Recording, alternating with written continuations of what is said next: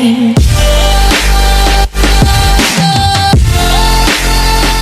वालेकुम दोस्तों, welcome to another video. कैसे आप लोग? उम्मीद है खैरियत से होंगे। मैं हूं असद और एक बार फिर एक और नई वीडियो के साथ आपकी खिदमत में हाजिर हूं। आज मैं जिस वीडियो के ऊपर रिएक्शन करने वाला हूं उसका टाइटल है रिमाइंडर, पावरफुल बयान बाय इंजीनियर मोहम्मद अली मिर्जा। तो चलिए वीडियो को स्टार्ट करते हैं। वीडियो को एंड तक जरूर देखिएगा। अगर आपने चैनल को अभी तक सब्सक्राइब नहीं किया हुआ, सब्सक्राइब जरूर कर दें। वलौला अन यकून अन्नासु उम्मतन वाहिदा, और अगर ये डर ना होता कि सब के सब एक उम्मत बन जाएंगे, यानी सब के सब यानी गुमराही का रास्ता इख्तियार कर लेंगे, एक ही गुमराही पे सब जमा हो जाएंगे।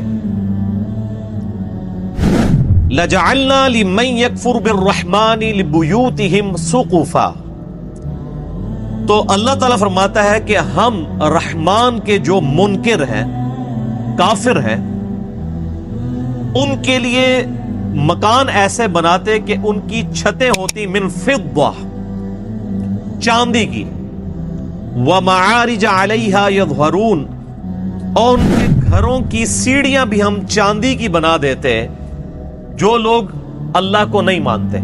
यानी जो काफिर हैं, अल्लाह ताला फरमा रहा है कि हम उनके घर भी चांदी के बना देते, उनके घरों की सीढ़ियां भी चांदी की बना देते।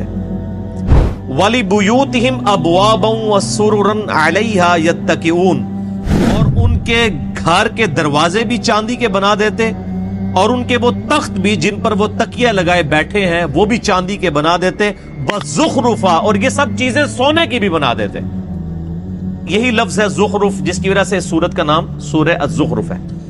अल्लाह ताला फरमाता है अगर इस बात का डर ना होता कि सब के सब लोग ही काफिर हो जाएंगे, काफिरों की जो शहाना जिंदगी को देखकर, तो हम जितने काफिर हैं इनके घर चांदी के बना देते, इनके घरों के दरवाजे चांदी के बना देते, इनके घरों की सीढ़ियां चांदी की बना देते, इनके तख्त चांदी के, और सोने से ये सारी चीजें बना देते। काफिरों को हम सोना चांदी से माला माल कर देते।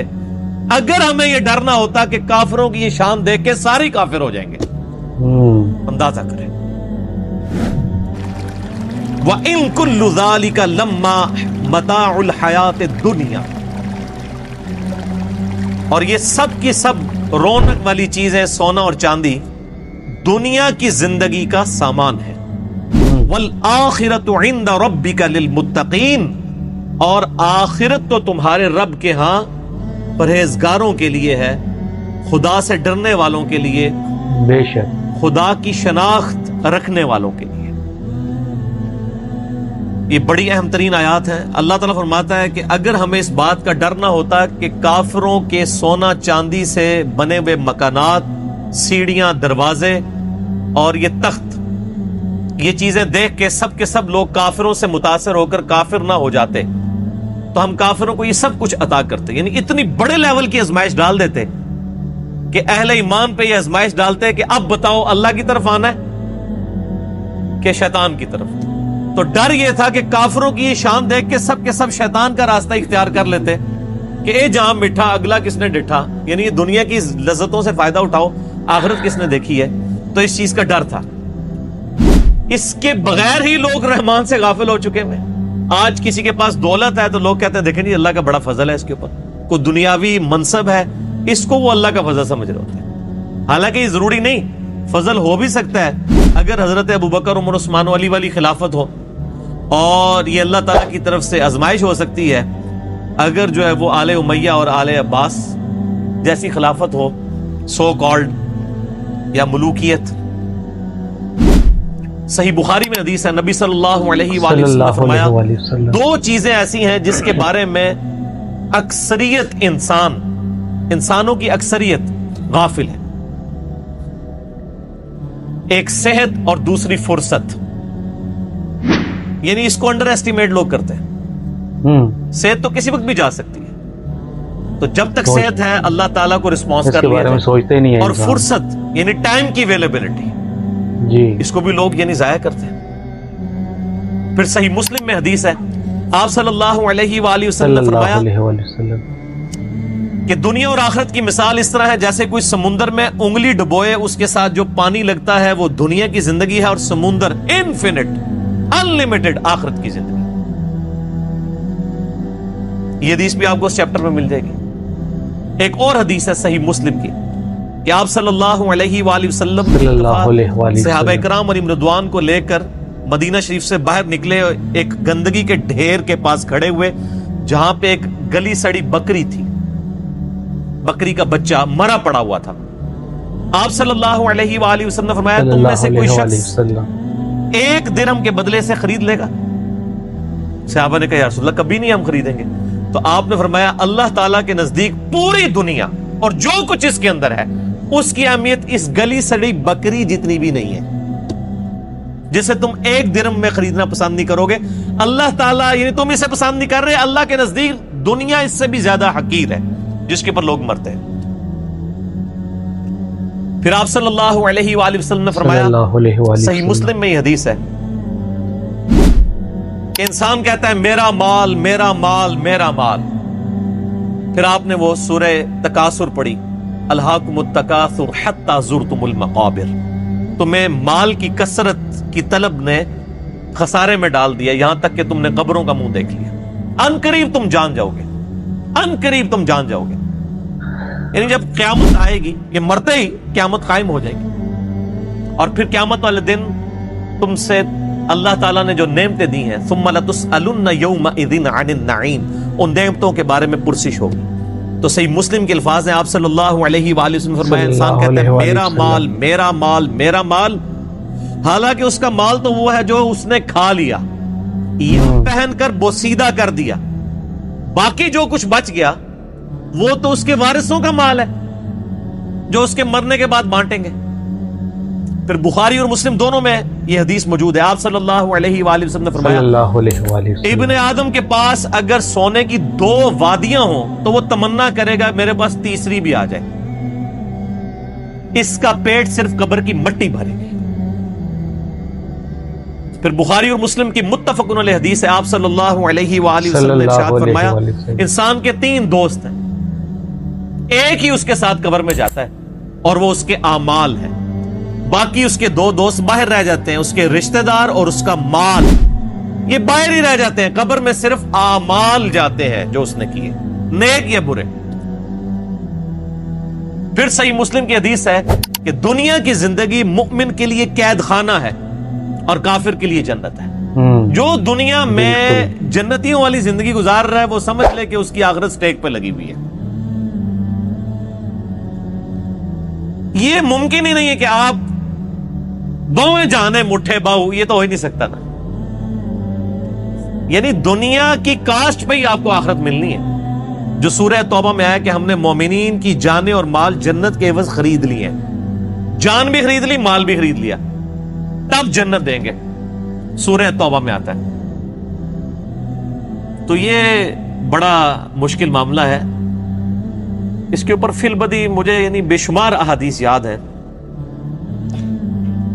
اس کے علاوہ صحیح مسلم میں ایک حدیث ہے کہ آپ صلی اللہ علیہ وآلہ وسلم نے فرمایا اللہ تعالیٰ نے دوزخ کو شہوات سے ڈھانپ رکھا ہے، دنیا کی لذتوں سے،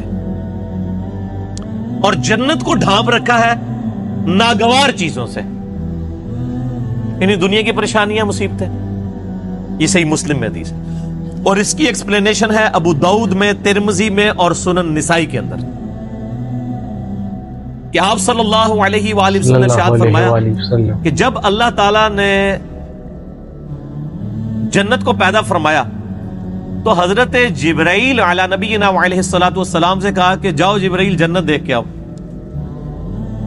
دیکھ کے آئے، اللہ نے فرمایا کیسا پایا جنت کو؟ کہا یا اللہ بڑی خوبصورت ہے، مجھے نہیں لگتا کہ کوئی شخص بھی ایسا ہوگا جو اس جنت میں جانے کی کوشش نہ کرے،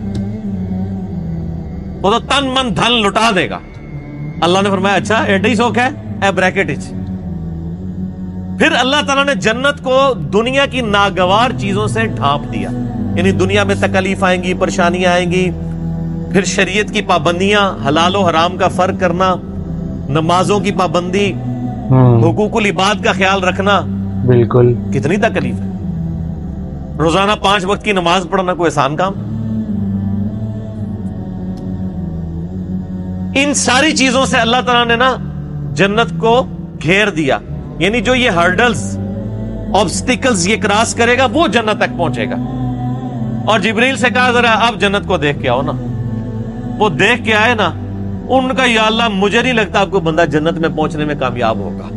ایڈے کڑگے لا چھڑے نے, ان پنجابی کہتے ہیں کڑگا, آنکڑے لگا دی ہیں پہنچنے کے لیے. اتنی ہرڈلز, اتنی آبسٹیکلز, مجھے نہیں لگتا آپ کو جنت میں پہنچنے میں کامیاب ہوگا. یہ حضرت جبرائیل فرشتوں کا سردار کہہ رہا ہے. پھر اللہ نے فرمایا اچھا ذرا دوزخ کو دیکھ کے آؤ, جہنم کو دیکھ کے کہا یا اللہ اتنا سخت عذاب, مجھے نہیں لگتا کہ کوئی بندہ ایسے عمل کرے کہ وہ دوزخ میں جانے کے لیے کوشش کر رہا ہو. توبہ توبہ توبہ, ایڈا سوکھا ہے. اللہ تعالیٰ نے فرمایا تھوڑی دیر کے لیے, یعنی ان کو سٹے کروا کے, اور دوزخ کو ڈھانپ دیا دنیاوی شہوات سے, دنیا کی لذتوں سے, اور فرمایا اب جا کے ذرا دیکھو. جبرائیل علیہ السلام جب دوبارہ گئے دوزخ کو دیکھنے کے لیے,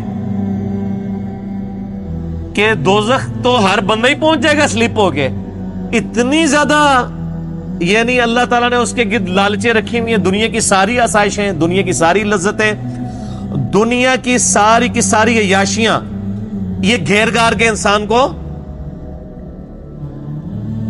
دوزخ میں لے جانے والی. تو جبرائیل علیہ السلام نے کہا یا اللہ مجھے نہیں لگتا کہ اب کوئی شخص دوزخ سے بچ پائے گا. تو نے ایسے ہی معاملات کر دیے کہ لگتا ہے سارے ہی دوزخ میں چلے جائیں گے.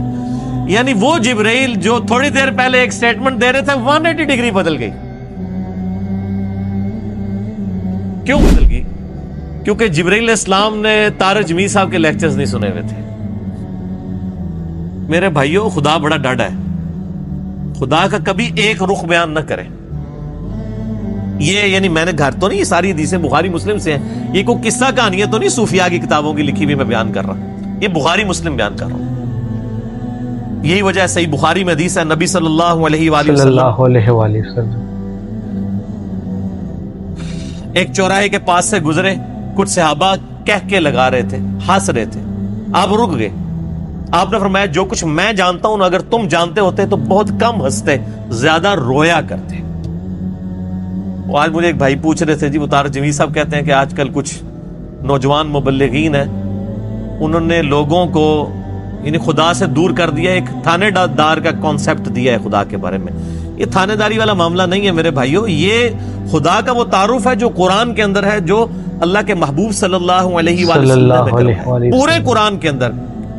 قرآن کا جو مزاج ہے اس میں کہیں یہ بات نہیں آئی ہے کہ آپ اللہ کے نافرمان ہو اور ڈٹے رہیں اور اللہ معاف کر دے گا. Not at all. ہمیشہ یہ ہے کہ جس شخص نے اللہ کی طرف رجوع کیا, توبہ کی, اپنی اصلاح کی, پھر اللہ تعالیٰ کو غفور رحیم پاؤ گے. یعنی اس کے اوپر درجنوں آیات ہیں. میں نے مسئلہ نمبر 18 توبہ اور گناہ کبیرہ کے اوپر, اس میں یہ ساری آیات ڈسکس کی ہیں, جسے شوق ہے تو وہ دیکھ لے. تو یہ بڑا کریٹیکل ایشو ہے. لیکن اس کے بعد پھر موجیں ہی موجیں جی. صحیح مسلم میں ایک حدیث ہے, اللہ تعالیٰ قیامت والے دن ایک ایسے شخص کو بلائے گا جس نے دنیا میں بڑی عیاشی کی زندگی گزاری ہوگی, لیکن اللہ تعالیٰ کو رسپانس نہیں کیا ہوگا.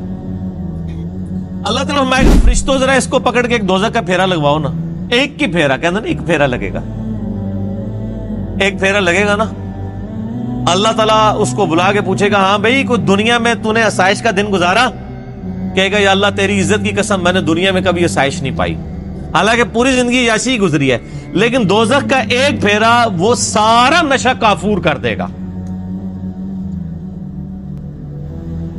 سارے کا سارا. ابھی آپ دیکھ لیں نا, عیاشی کی زندگی ہوتی ہے, جیسے ہی جناب گردے فیل ہوتے ہیں, شوگر ہو جاتی ہے, وہ جناب یہ وقت کے ساتھ ہر چیز کافور ہو جاتی ہے. تو اور پھر اسی مسلم شریف کی حدیث میں آتا ہے کہ اللہ تعالیٰ کہے گا کہ اس شخص کو بلاؤ جس نے دنیا میں بڑی مفلسی کی زندگی گزاری لیکن مجھے رسپانس کیا, اور فرشتوں ذرا اسے ایک جنت کا پھیرا لگاؤ نا. وہ ایک پھیرا لگوائیں گے نا, پھر اللہ پوچھے گا اوہ دنیا میں کوئی تکلیف دیکھی؟ کہے گا یا اللہ تیری عزت کی قسم کوئی تکلیف نہیں دیکھی. اگر یہ ہمیشہ کی کامیابیاں مجھے ملنی تھی تو وہ تکلیف ہی بھول جائے گا.